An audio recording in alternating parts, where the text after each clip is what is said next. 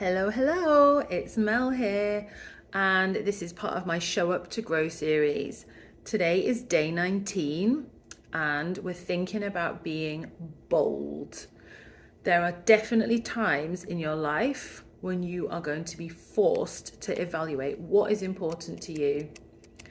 So I was thinking about my son, and there was a time in my life when I was a single parent and I chose my son over my teaching career because I was working in one local authority and I realised that the holiday dates where he goes to school in the neighbouring authority, not the same one, did not match mine. And it would mean that through the whole school year, we would not be spending any holiday time together. And additionally, I would have to organise childcare for the time that he was off, but I would be at work. It's a double loss.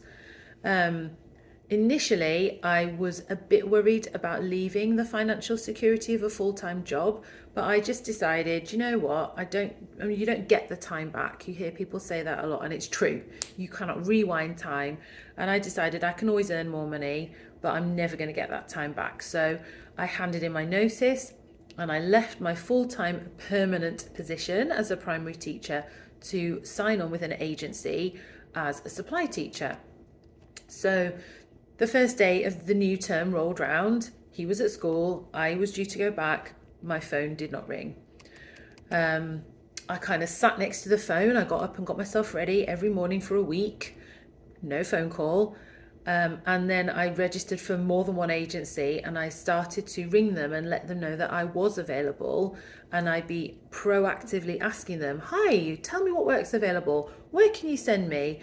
And I was a bit timid at first, but as time went by, I became more and more assertive. And this because the small amount of savings that I had, I was like, these are not going to last forever. I've made this choice. I need this to work.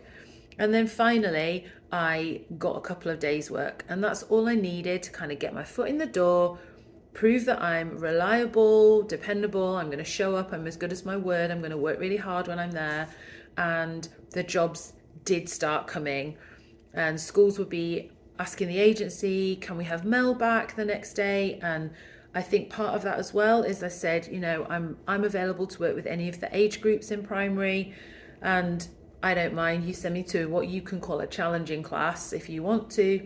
They've had a tough educational experience so far, but actually I'm an experienced teacher and it's fine.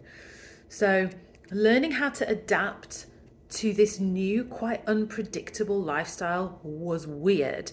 I had spent 16 years in full-time education delivering to a very fixed timetable, and it was weird. I felt so completely adrift, almost like untethered, without having this like, right, on Monday morning at so and so time we're doing PE, on Monday afternoon we're doing like maths, and we're going to do an investigation here, and this part of the day is going to be an assembly.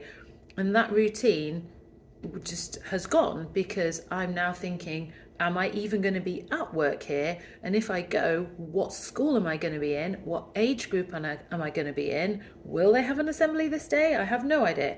So it was a very strange time, but I had to learn to be comfortable in my own head. I actually created my own timetable because I found that like quite a useful coping mechanism. I added to it exercise. I added going out for walks. And actually, these were all things that I realised later that made coping in the pandemic easier, not easy, easier. So my choice at the time to take a pay cut, I feel, was the right one. I was able to spend time with my son. I helped him with his homework. We spent days together in the holidays, and it was lovely. I really felt like I was part of his life, and I want to be a major influence and continue. I want to be a major influence, and I want to be able to shape and support him. And it was one of the boldest decisions I've ever made, but I feel really proud of myself that I did it and I made it work. So be bold. And question for reflection, what's the boldest action you've ever taken?